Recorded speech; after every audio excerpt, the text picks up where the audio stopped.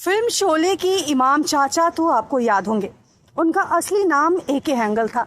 उन्होंने कई फिल्मों में काम किया था। उन्हें अपने विचारों के कारण पाकिस्तान के कराची में जेल जाना पड़ा था और पाकिस्तानी नागरिकों से मेल जोल रखने के कारण शिवसेना ने उन पर बैन लगा दिया था। इसके अलावा एक्टर को राष्ट्रपति ए.पी.जे. अब्दुल कलाम में पद्म भूषण सम्मानित किया गया था।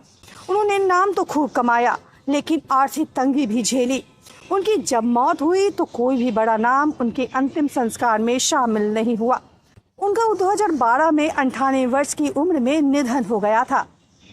ए.के. हैंगल ने 1957 में रेडिफ को एक इंटरव्यू दिया था। उसमें उन्होंने अपने जवानी के दिनों में बारे बताया था। बंटवारे के बाद मैं पाकिस्तान में ही रहा, लेकिन कम्युनिस्ट विचारधारा के कारण मुझे अरेस्ट कर लिया गया। 2 साल मैंने जेल में बिताया।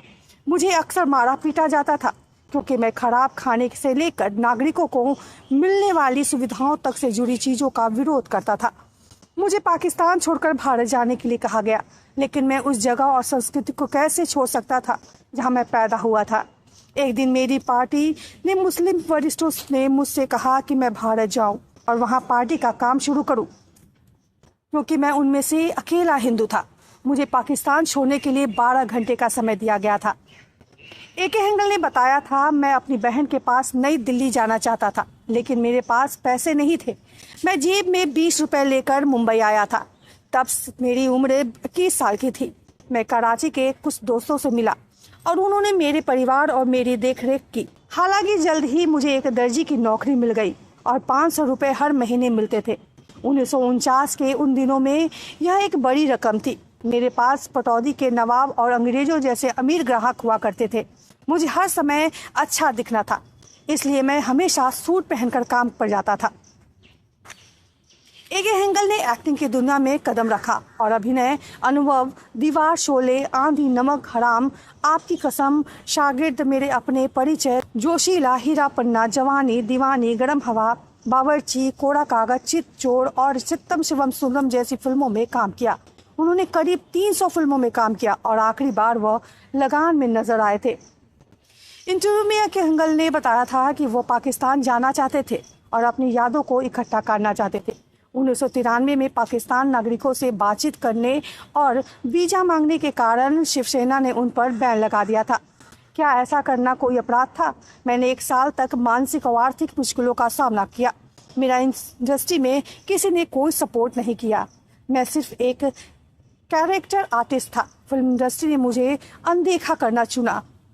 मेरे न होने से कुछ बड़ा नुकसान नहीं हुआ, किसी का पैसा नहीं रुक गया, लेकिन केरल के थिएटर वालों ने मुझे सपोर्ट किया, मुझे प्यारी प्यारी कविताएं भेजी। ए.के. हैंगल ने बताया था कि इंडस्ट्री के कई लोगों ने उनकी आर्थिक मदद की थी, लेकिन उन्हें ऐसा लगता था कि उन्होंने कई सेविंग नहीं की और न ही हेल्थ इंश्योरेंस में इन्वेस्ट किया, जिस कारण उनको आर्थिक संकट का सामना करना पड़ा। उन्होंने बताया था कि अमिताभ बच्चन और करण जौहर ने उन्हें पैसे दिए थे।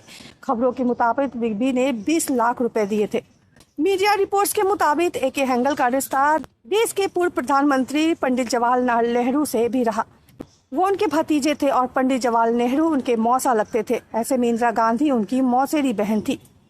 न्यूज जंक्शन में आपका स्वागत है। News junction entertainment YouTube channel पे आपको भोजपुरी जगत के साथ साथ बॉलीवुड की ताजा रोमांचक खबर देखने सुनने को मिलेगी। क्रिकेट की दुनिया, पॉलिटिकल पार्टी के साथ साथ देश विदेश की खबरें यहाँ आपको देखने के लिए मिलेंगी। इस चैनल को सब्सक्राइब करना न भूले। अगर हमारे चैनल के वीडियो के लिए कोई सुझाव है तो आप email कर सकते हैं radharani184@gmail.com पर।